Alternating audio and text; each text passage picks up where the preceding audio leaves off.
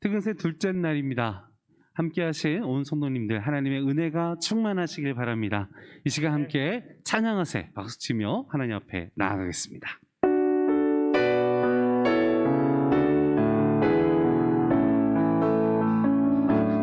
찬양하세 찬양하세 찬양하세 찬양하세 왕께 소리 높여 찬양 드리세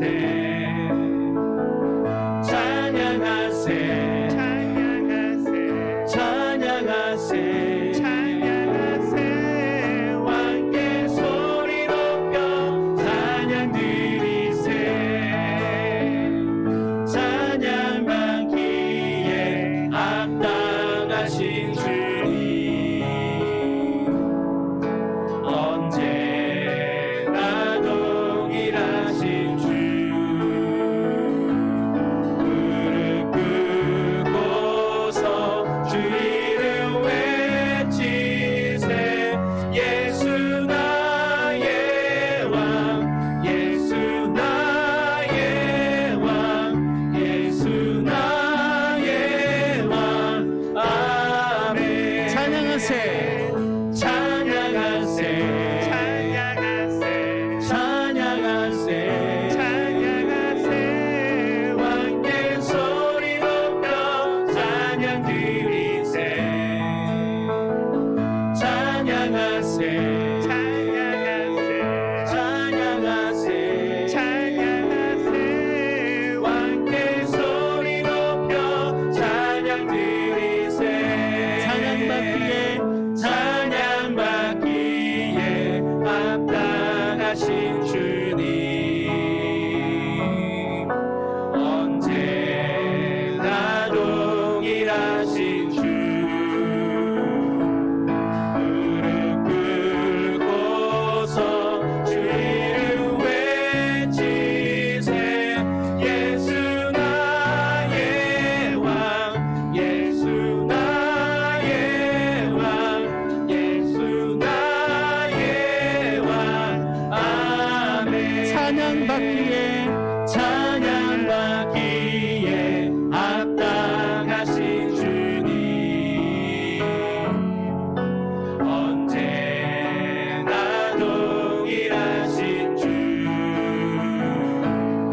무릎 꿇고서 주 이름 외치세 예수 나의 왕 예수 나의 왕 예수 나의 왕 아멘 예수 나의 왕 예수 나의 왕 예수 나의 왕 예수 나의 왕 아멘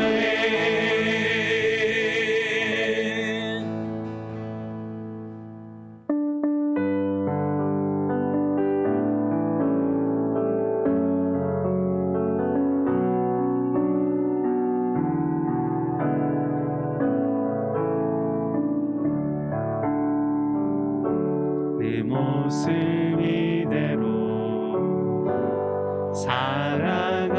사랑하시네 연약함 그대로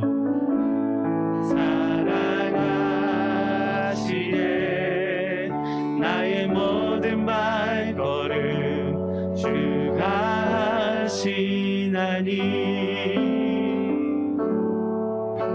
날 인도하소서 내 모습 이대로 사랑하시네 연약한 그대로 사랑하시네 나의 모든 발걸음 주가 하시나니 날 인도하소서 주의 날개 아래 거하는 것 주의 임재 안에 거하는 것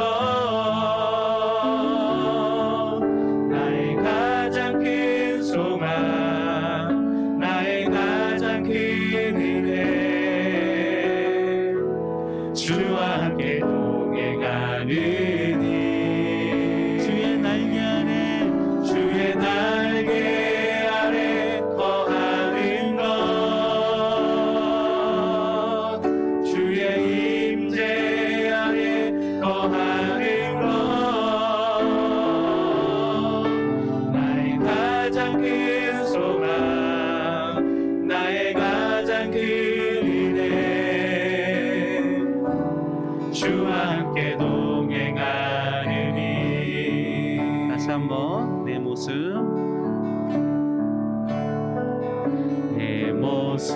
이대로 사랑하시네. 연약함 그대로 사랑하시네. 나의 모든 발걸음 주가 하시나니. 날 인도하소서, 날 인도하소서. 주의 날개 아래 거하는 것, 주의 임재 아래 거하는 것, 나의 가장 큰 소망, 나의 가장 큰 은혜, 주와 함께 동행하는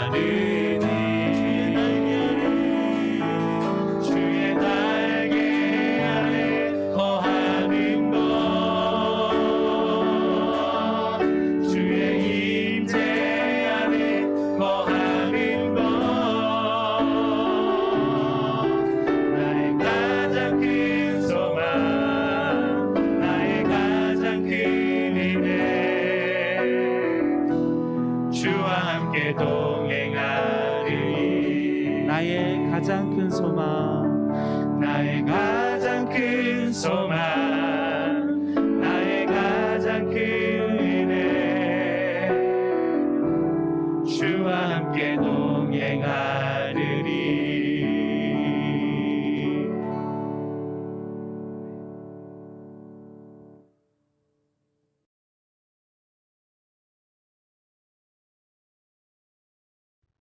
특은세 둘째 날 우리들에게 주시는 말씀은 요한복음 9장 1절부터 12절까지입니다. 봉독을 합니다. 예수께서 길을 가실 때에 날 때부터 맹인된 사람을 보신지라. 제자들이 물어 이르되 라삐여, 이 사람이 맹인으로 난 것이 누구의 죄로 인함이니까? 자기니까 그의 부모니니까? 예수께서 대답하시되 이 사람이나 그 부모의 죄로 인한 것이 아니라 그에게서 하나님이 하시는 일을 나타내고자 하심이라. 때가 아직 낮음에 나를 보내신 이의 일을 우리가 하여야 하리라. 밤이 오리니 그 때는 아무도 일할 수 없느니라. 내가 세상에 있는 동안에는 세상의 빛이로라. 이 말씀을 하시고 땅에 침을 뱉어 진흙을 이겨 그의 눈에 바르시고 이르시되 실로암 못에 가서 씻으라 하시니, 실로암은 번역하면 보냄을 받았다는 뜻이라. 이에 가서 씻고 밝은 눈으로 왔더라. 이웃 사람들과 전에 그가 거린인 것을 보았던 사람들이 이르되 이는 앉아서 구걸하던 자가 아니냐. 어떤 사람은 그 사람이라 하며 어떤 사람은 아니라 그와 비슷하다 하거늘 자기 말은 내가 그라 하니, 그들이 묻되 그러면 내 눈이 어떻게 떠졌느냐. 대답하되 예수라는 그 사람이 진흙을 이겨 내 눈에 바르고 나더러 실로암에 가서 씻으라 하기에 가서 씻었더니 보게 되었노라. 그들이 이르되 그가 어디 있느냐. 이르되 알지 못하노라 하니라. 언젠가 대형 화재로 인해서 많은 사상자가 발생했습니다. 그냥 화재가 크게 났거든요. 그런데 그 현장에서 초등학생, 아주 어린 초등학생 한 명이 아무 이상 없이 그 화재 현장에서 빠져나왔습니다. 아주 무사했어요. 많은 사람들이 그 어린 소년에게 관심을 갖게 됐죠. 매스컴에서 인터뷰를 하게 되었습니다. 어떻게 그 무서운 현장에서 이토록 무사히 안전하게 나올 수가 있었습니까? 그때에 질문을 받은 그 초등학생이 이렇게 말합니다. 저의 엄마 아빠가 언젠가 저에게 가르쳐 주셨어요.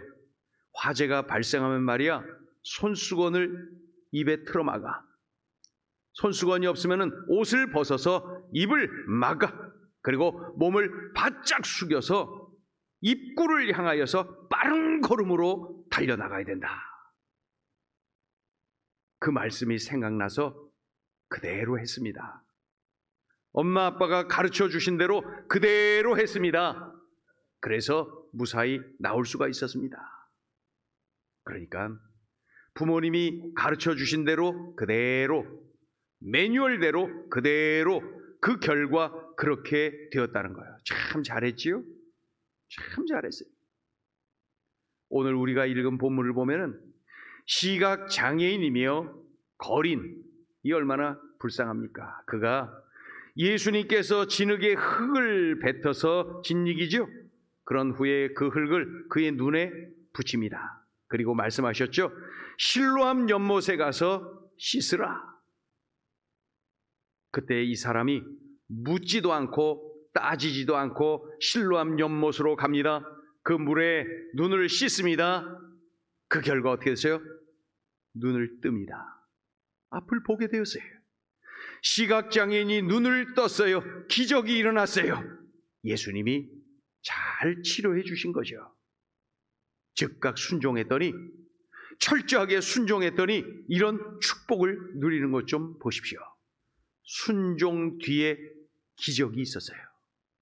만약에 예수님이 침을 뱉어서 그 진이긴 그 진흙 있지요? 침을 뱉어서 이긴 그 진흙을 그의 눈에 붙일 때에 그 시각장애인이 이렇게 소리쳤으면 어떻게 되었을까요? 아이 더러워. 아니 이게 뭐예요? 치료해 주기 싫으면 하지 말지. 왜 침을 뱉고 흙을 이겨서 내 눈에 붙이는 것입니까? 이게 뭡니까? 소리쳤으면 어떻게 됐을까요?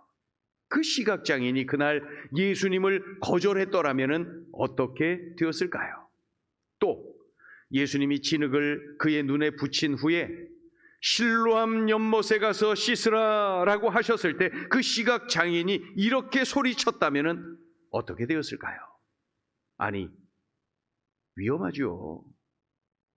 저 혼자 가다가 그 연못에 빠지면 어쩌라고요? 이거 위험한 일이죠.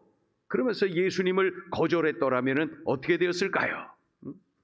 예수님 말씀에 불순종했더라면 어떻게 되었을까요? 아무 일도 일어나지 않았을 겁니다. 왠 줄 아십니까? 성경에 수많은 기적 사건을 들여다보세요. 모두가 다 순종 뒤에 기적이 있었어요. 기적은 순종 뒤에 있어요. 순종 없이 기적 없어요. 아멘 하고 실로암 연못으로 갔어요. 아멘 하고 눈을 씻었어요. 그 결과, 그 순종의 결과 눈을 떴어요. 순종 뒤에 기적이 있어요. 순종이 축복이죠. 우리가 이 사건 알죠? 밤새 그물을 던졌는데 한 마리도 잡지 못한 그 제자들 말입니다. 그때 예수님이 말씀하셨어요. 배 오른편에 그물을 던져라.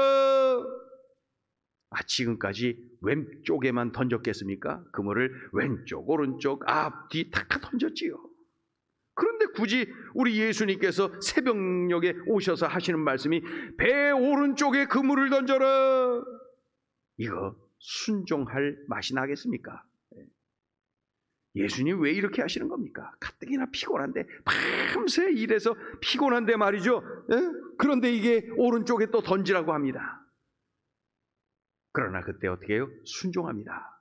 그물을 배 오른쪽에 던졌어요. 그랬더니 놀라운 일이 일어났어요. 기적이 일어났어요. 그물 가득히 고기가 잡힌 거예요. 즉각 순종했더니, 철저하게 순종했더니 이런 축복을, 이런 기적을 누리는 것 좀 보십시오.